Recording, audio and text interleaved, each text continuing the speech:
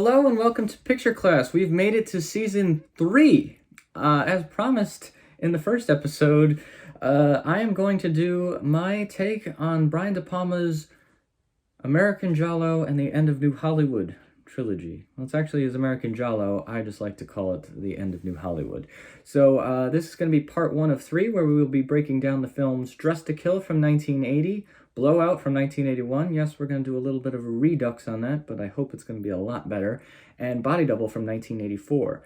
These 3 films comprise a American Giallo trilogy, but they are thematic. These films I don't think have ever been presented as a trilogy. They've only been presented as films by Brian De Palma. But I think they have a lot in common and a lot of common threads which actually make them a trilogy. Particularly, I think he puts us gives us the entire realm of what goes into a production of a theater or a film project. So I'm going to get into that in just a bit here on Picture Class.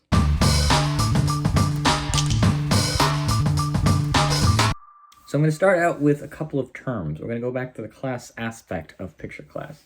First, we got Giallo. Giallo is a mystery fiction type movie which elements, it's also actually comes from a novel, but it's mystery fiction, and it usually includes elements of psychological thriller as well as slasher films. Giallos back in the day were yellow pulp novels, and why do you say yellow and Giallo? Italian. Giallo is Italian for yellow. So a lot of the books would be yellow, and you would just know, like those pulp novels, oh, it's a Giallo. They were popularized by Mario Bava and Dario Argento in the late 1960s and early 1970s. Deep Red, probably the most famous Giallo of them all, one of Dario Argento's, I guess, masterpieces, if not his most known film, other than Suspiria, is heavily influenced a lot of the slashers that ensued in the following decades. It came out in 1975. Halloween has a lot of influence in it based on its music. Blood, not so much. But one of the big tropes of this movies were very, very elaborate kill scenes and very elaborate shots. Dario Argento himself was referred to as the Italian Hitchcock, not too dissimilar to Brian De Palma, who's also considered a Hitchcock ripoff artist. So Hitchcock seemed to influence Dario Argento and Brian De Palma. Whether or not they're homages or ripoffs, that is up to you. The second term we have is New Hollywood. New Hollywood was a American New Wave, pretty much, from the mid-1960s to the 1980s. At this time, there was more nudity, more complex characters, specifically for men and women, and just more director-driven content. The films have usually ended in a darker tone, they have darker overtones, and it just seems a little more gritty and real and less studio-ness. It feels less Hollywood, I guess. New Wave French cinema was when they basically just went to the streets and started shooting with cameras, so they kind of carried this on in the American New Wave. Popular New Wave directors include Robert Altman, Steven Spielberg, George Lucas, Francis Ford Coppola, Brian De Palma, as well as Martin Scorsese. The end of the period came with a bunch of big box office bombs. Heaven's Gate by Michael Cimino was considered one of the biggest box office disasters of all time, even though in retrospect it probably wasn't, and they kind of just had to start reeling it back. One from the Heart, as well as New York, were big budget movies that were very director driven, and then they started saying, well, let's take a little bit control back, and then they kind of settled in more to the franchises. Star Wars originally was a very independent movie, so it became a franchise. So George Lucas spent all of his money to make that original Star Wars and a lot of effort, but then that eventually became what they wanted. They wanted guaranteed success, guaranteed returns, things like that. So New Hollywood the end of it was in the early 1980s, and a lot of my favorite aspects of film are in the 1980s. So some of my favorite films too, because it's the peak of, I guess, the absolute peak of analog filmmaking. Computer-generated imagery was still in its infancy, and it was basically the last point where they were still doing analog, and it was still director-controlled, so you combine that with a lot of cool elements, and for some reason, the way films looked in the early 1980s, films just looked different after the mid-1980s. I don't know why. Don't know what it's about, but there's just a certain look. It's late 70s, early 80s. I just love the way it looks. Brian De Palma is going to put us in 3 different perspectives in each one of these films. The first is the audience member. So we're going to imagine for this trilogy that we're sitting in a theater. It could be a movie theater, or it could be just a regular theater and we're watching a play. So if you ever go into a theater, there's different parts you can play. You can play the member of an audience member. You could be a part of the stage crew, director, or someone behind the scenes, or you could be the actor on stage. So each of the films covers a different part. The audience member is covered here in Dressed to Kill. The filmmaker or crew member is covered in Blowout, and the role of an actor is going to be covered in Body Double. And basically, the person who's doing the most manipulation is the filmmakers in this. So for this one, we are strictly an audience member. However, as an audience member, we are familiar with movies and other things. So one of the first things we'll notice about this movie is how similar it is to Psycho from 1960. The fact that it has a villain, spoilers, who may dress up as a transvestite or is a transvestite in order to perform kills. Now, this aspect of the movie has swarmed it with a lot of controversy. When it came out, it was swarmed with a lot of controversy, specifically considering it was misogynistic, and a lot of people considered it an Alfred Hitchcock ripoff artist. Pauline Kael and Roger Ebert were very big fans of De Palma and always praised his work. De Palma has defended himself from not being misogynistic. However, the film has not really aged very well, specifically with today's politics. So going into this movie, just realize it's a dated point of view. If you can deal with the fact that this was made in 1980, I think you'll have an interesting time watching this movie. But it isn't exactly the most woke or up-to-date movie, so I would say go in knowing that. But it is so it's 20 years removed from Psycho, and we are here 43 years later removed from it, so a lot has changed. Our main stars of this film are, we have Michael Caine as Dr. Robert Elliott, Angie Dickinson as Kate Miller, Nancy Allen as Liz Blake, Keith Gordon as Peter Miller, and Dennis France as Detective Marino. We also have William Finley from the Phantom of the Paradise fame as the voice of Bobby on the phone. Now, one of the interesting elements, like I said, spoiler, is Michael Caine receives calls from one of his patients who is Bobby, played by William Finley, in a very disguised voice. The thing is, if you watch some of Dario Argento's movies, the killer is usually often one of the characters, because a mystery movie, it's like Scooby-Doo. You have to see the killer or the person in the movie who's pretending to be, normal, pretending to be not the killer. That's kind of how these mystery thrillers work. So, one of the things it's interesting is how similar it is to like a Dario Argento killer, because they always have this high-pitched voice and they talk like this. So that is reproduced here, which gives me that Giallo vibe, right? So, as I said before, we are audience members, and we are completely at the manipulation of the director and the actors performing it. So we're watching this as it unfolds, and we're supposed to follow it. Suspense is here. We follow Kate through the first half hour of the movie until she is killed off, kind of like Psycho with Janet Leigh, where she was killed in a shower. Angie Dickinson meets her end in a elevator, in a very cut-heavy scene, but very well done. The first cut is usually the hardest to see. It goes right into her hand. Now, what I like about this film is when you start the movie, it is black with white titles, and it just starts with the beautiful, beautiful Pino Donaggio score, and you are slowly introduced to it. So you know you're watching a movie. You have the titles, kind of like classic Hollywood. They would show the titles and then the movie. Almost every single Woody Allen movie starts exactly the same. It's just black and white titles. That's it. There's nothing fancy, no designs, no tracking shots. Brian De Palma himself always hated establishing shots in New York or any city where you just start zooming in out of a city and zooming, and then you see the character. He saw no point to it. He's like, why do you need to know that? He also did not believe in the word coverage, because he's like, you shouldn't be doing coverage, you should know what you're filming, you're a director.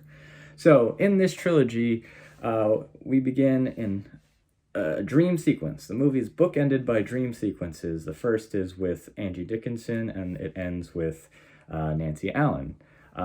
Sex is a big part of this movie. This is a very erotic thriller, right? And it takes place in New York. Each of the films in the trilogy take place in a different city and kind of highlights the beauty and variance of different cities and how they work, right? So New York, we have the Met in here, but one of the things I love so much about it is the museum sequence in there is very influenced by Vertigo, but it does its own thing. It's a very long silent sequence of a cat and mouse of a pickup, because Kate is very, Angie Dickinson's character is very unsatisfied in her marriage. You see in the opening scene, she's dreaming of masturbating to her dead husband who is shaving, and then she is grabbed from behind in the shower in the dream by her current husband, and then we kind of shift into them having intercourse, and she later tells her doctor that she's very unsatisfied with him sexually, just unattracted to him, very underwhelmed in general. So she's kind of a middle-aged woman who's not really happy with her sex life and really just not happy in general. So that leads to her going to the museum. However, she was originally supposed to go with her son, who stayed up all night doing a science experiment. The son in this movie is Brian De Palma, who used to do similar things and had a very close relationship with his mother. In fact, he actually followed his father and found he was cheating on her, and accosted him and the woman. So Brian De Palma had a very close relationship with his mother and kind of influenced by that. I know that's an odd detail, but that's kind of where we're going from here. So from here, point of view of the audience, we expect Angie Dickinson to be our main character, and she is cut off. The baton is passed to Liz Blake and Nancy Alex's character, who is a call girl who, by all means, it doesn't have the best reputation with the law. So when she witnesses a murder, most people think she did it, including Dennis Franz. Dennis Franz plays different characters in each of the trilogy, so he's a common motif, as well as Brian De Palma, writer-director, as well as Pino Donaggio. All of them are recurring elements in this trilogy. So he plays a very early version, I guess, of what you would expect him on NYPD Blue, but he has that hard-nosed cup, very cliche, I'm gonna bust your ass, very, very New York cop in this movie, and he's almost a caricature of himself, but very entertaining. And throughout the movie, we see that it was one of Michael Caine's patients who had basically followed and killed had killed Angie Dickinson. Throughout the movie, spoiler, we realize it was actually Michael Caine himself, and in a lengthy expository scene at the end of the movie, much like Psycho, they explain what happened in the movie. Now, a lot of people always thought if you watch Psycho, it should have ended with Norman Bates being grabbed by the police and the wig falling off. However, at the time, audiences weren't really aware of what they might have not been aware of what happened. 1960 audiences versus 2023 audiences, much different. So they had a whole psychological explanation for it. One for the code, I believe, because the code was still enforced at that time, and then it was kind of old Hollywood. And then that actual scene was kind of, I guess, an homage, the way Brian De Palma did it, but it also kind of sticks out.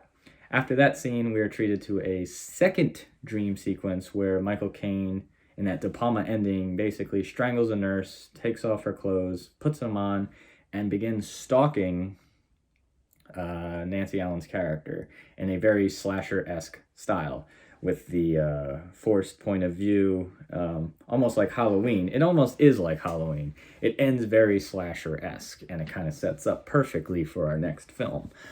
But so Dress to Kill, we have the New York setting, which I think is one of its highlights, especially the scene it takes place in the Met. Even though it wasn't shot in the Met, the interiors were shot, I believe, at the Philadelphia Museum. But the exterior shot, especially that first pan from when we go from Kate to the man in the cab, who they have the cat and mouse game with, was really great, and it shows, the killer and the full glory very quickly. It's a very visual movie, so repeat viewings will help make this movie, help you enjoy this movie a little bit better. The score is also one of the best aspects of this movie. It is absolutely beautiful. I love listening to it. Pino Donaggio came from Don't Look Now. De Palma originally was working with Bernard Herrmann, so if you want to think of him as a Hitchcock ripoff artist, he used to use Hitchcock's music guy up until his passing, and then he did use Pino Donaggio from Carrie onwards, because he had done Obsession with Bernard Herrmann, and then Carrie was done by Pino Donaggio, and all thrillers subsequently, every De Palma thriller has had Pino Donaggio, or most thrillers. He's never done any other genre with Pino Donaggio, which Pino Donaggio, much to his chagrin, has mentioned. So, takeaways from this movie are, you have the New York setting and the POV of an audience member. You are watching this simply as an audience member.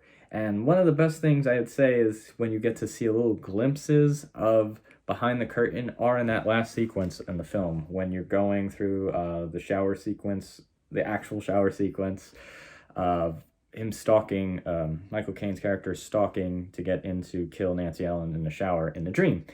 So when you're in there, you actually see some lights coming from outside, which are obviously lights, and nobody has 3 giant light bulbs flashing through into their shower. Not that I know of. So that's kind of like the beginning glimpses that, this seems a little off. The other thing is, in the beginning of this movie, we have Angie Dickinson showering and masturbating to her husband, where we know it's obviously a body double because Angie Dickinson was high profile, also didn't want to do that, but the body double aspect would be seen at the end of the trilogy, perfectly actually showing it, as well as again in a shower sequence. De Palma uses a lot of Hitchcock motifs, including shower sequences, because that was made famous by Psycho and Vertigo specifically. But this movie combines a lot of those elements, and especially the wrong person. Nancy Allen's being accused of something, and she has to clear her name. So that's very Hitchcockian, but it's also very Giallo. So that's why I'm calling this, an American Giallo. So we begin and end on dream sequences. We are the point of view of the audience, and we start in New York. We have Pino Donaggio, Dennis Franz. So this was part 1 of Brian De Palma's trilogy. So I will just end this real quick because I feel like I've been repeating myself, but maybe I haven't. So at the end, we have that very slasher-esque Steadicam. I believe it was Steadicam. John Carpenter used Panaglide. So it ends with a stalking scene, and then our next movie actually begins with it. So this has been part 1 of the American Giallo trilogy. Tune in next time to find out about part 2. Blowout. Yep, we're doing Blowout again. Thanks for watching. Find us, like us, subscribe to us. We're on TikTok, we're on Instagram, we're on SoundCloud, we're everywhere. Quality Attempted.